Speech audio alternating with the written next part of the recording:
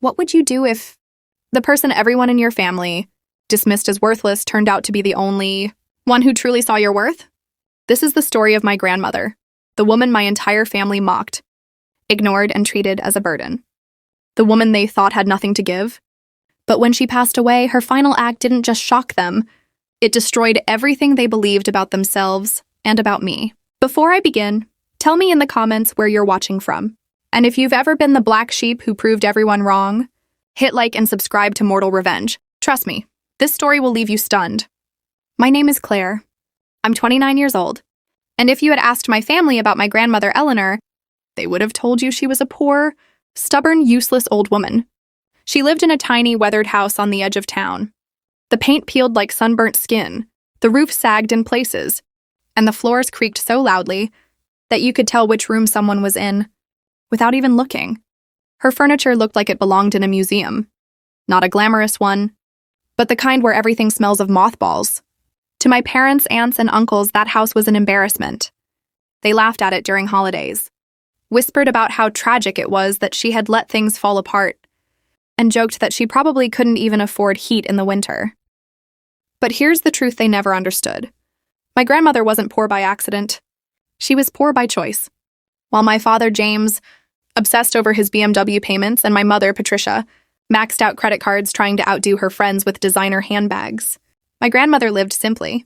She grew her own vegetables, patched her clothes, and never once complained about what she didn't have. I saw her differently. To me, Grandma wasn't a failure. She was strength itself. Every weekend, I escaped the chaos of my parents' perfect suburban home and went to her place. We'd knead bread dough until our arms ached, pick fresh tomatoes from her garden, or sit on the porch drinking lemonade while she told me stories about her life. Stories no one else cared to hear. She told me about the Great Depression, how she had learned to make a single dollar last a week. She told me how she had raised my father and his siblings with 2 jobs after Grandpa passed away, how she had never once taken a handout. And she always ended those lessons the same way. "Claire," she'd say, wiping flour from her hands, "money is like a mirror. It shows people who they really are. Some let it turn them cruel. Others let it make them wise. Remember that." At the time, I didn't realize how prophetic those words were. If my grandmother represented humility and wisdom, my parents and extended family were her opposites. My father, James, was obsessed with wealth and appearances. He drove a car he couldn't afford, wore expensive suits he put on credit, and took vacations that left him drowning in debt. He believed that as long as people thought he was successful, that was enough. My mother, Patricia, lived in constant competition with my aunt, Linda, whose kitchen had granite countertops first, whose kids wore better clothes, whose family went to nicer resorts. It was a never-ending game of one-upmanship, and no one ever really won, except the credit card companies. Uncle Mark was no better. He always had some half-baked business idea, a car wash, a restaurant, a can't-fail, investment, and he always came running to Grandma for a loan when it inevitably fell apart. And Aunt Linda? She was the queen of entitlement. Nothing was ever her fault. She lived beyond her means and expected everyone else to bail her out. To them, Grandma wasn't a person. She was a potential inheritance. Every holiday, I'd sit at her table and watch them roll their eyes at her worn couch, complain about the home-cooked food, and whisper about how pitiful her life was. But they never stopped visiting. Why? Because they were waiting. Waiting for the day she died. Waiting for the house. Waiting for money. Waiting for something, anything, to fall into their laps. And I hated it. 2 years ago, everything changed. Grandma started losing weight. She was tired all the time. The doctor's words hit like a hammer. Pancreatic cancer. Aggressive. Incurable. Suddenly, the family who had ignored her for decades found their way to her door. Uncle Mark showed up with takeout dinners, not so subtly asking about her important papers. Aunt Linda offered to help with her finances and asked questions about the deed to the house. My parents started hinting that maybe the place should be updated and that difficult decisions might be coming. It was sickening. They weren't there out of love. They were circling like vultures. But through it all, Grandma never stopped smiling that quiet, knowing smile. One evening, I was helping her into bed when she squeezed my hand with surprising strength. "Claire," she whispered, "when the time comes, promise me you'll stay until the very end. no matter what happens at the will reading. Promise me. I frowned. Of course, Grandma. But why? She just shook her head, her eyes holding a secret I couldn't read. You'll understand. 3 months later, she was gone. The funeral was barely over before the talk began. I overheard my father whispering to a realtor at the wake about how fast the house could sell. Aunt Linda bragged to a neighbor about finally getting her share. Uncle Mark asked if anyone had seen Grandma's bank books yet. It made me sick. A week later, we gathered in Grandma's small living room for the reading of the will. The same room they had mocked for decades as the dump. The lawyer, Mr. Bennett, sat at her scratched oak table with a thick envelope in front of him. The family leaned forward, eyes gleaming with greed. She probably left the house to be split 4 ways, Uncle Mark whispered. Maybe a few thousand in savings, Aunt Linda replied hopefully. I stayed quiet, clutching the locket Grandma had given me, my heart heavy with grief. Then Mr. Bennett began. The first lines were the usual legal language. My father tapped his foot impatiently. Aunt Linda was practically licking her lips. Then came the bombshell. To my children, and Patricia, James, Linda, and Mark, who mocked my lifestyle and valued money more than love. I leave $1 each. The room erupted. What? My father roared, his face purple. This is insane! Aunt Linda shrieked. She must have been senile, Uncle Mark bellowed. Mr. Bennett simply raised the notarized papers. This is her final will, signed and witnessed. Then he continued. To my granddaughter Claire, the only one who loved me for who I was, not for what I could give, I leave the remainder of my estate. My breath caught. The remainder? What remainder? That's when Mr. Bennett pulled out a second folder and smiled. Your grandmother was not the poor woman you believed her to be. As of her passing, her estate is valued at $12.7 million. Silence, absolute silence. My mother's jaw dropped. Aunt Linda let out a strangled cry. Uncle Mark looked like he might faint. $12 million. The woman they mocked as worthless had been worth more than all of them combined. And she had left it all to me. How dare she? My father roared, slamming his fist on the table. This is fraud. Aunt Linda shrieked. You manipulated her. Uncle Mark spat, jabbing his finger at me. I sat frozen, unable to breathe. This will is ironclad, Mr. Bennett said firmly. Your mother was of sound mind.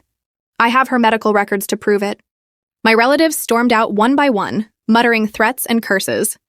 Mr. Bennett placed a sealed envelope in my trembling hands. Your grandmother wanted you to have this. Inside, in her delicate handwriting, were words that changed everything. My hands shook as I unfolded the letter. The paper smelled faintly of lavender and her scent. My dearest Claire, if you are reading this, then I am gone. And by now you know my secret. Yes, I was wealthy. Yes, I lived simply. And yes, I hid it from everyone, except you. Why? Because you saw me for who I was. You never asked for anything but my time. You never looked at me like a burden. You never measured me in dollars. That is why I left it all to you. Your father, your aunts, and your uncle revealed their hearts to me long ago. James never repaid the $5,000 I lent him when you were a child. Linda begged me to co-sign her mortgage, then defaulted. Mark only appeared when he needed cash. Each time, they mocked me behind my back, thinking I was too old to notice. But I noticed, and I recorded it all.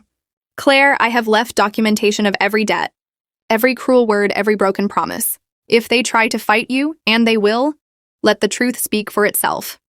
Use this wealth wisely. Share it where you can, but protect yourself where you must. Remember, money does not change character, and it reveals it. And you, my dear girl, have already proven yours. All my love always. Grandma Eleanor. Tears blurred my eyes. She had known. She had planned every detail, down to protecting me from their inevitable greed. I pressed the letter to my chest. I won't let you down, Grandma. I promise. The lawsuits began within weeks. My father filed the first, claiming I had coerced Grandma into rewriting her will. Aunt Linda filed the second, insisting she had been mentally unfit. Uncle Mark added a third, attempting to block the will entirely. They thought they could bury me under legal fees and stress until I broke. What they didn't know was that Grandma had been preparing for this battle for decades. In her files were receipts, letters, journals, even voicemail recordings. Every time my father begged for money, every time Aunt Linda promised repayment she never made, every nasty voicemail Mark left when she refused him another loan, When my lawyer presented it all in court, the judge didn't just uphold the will.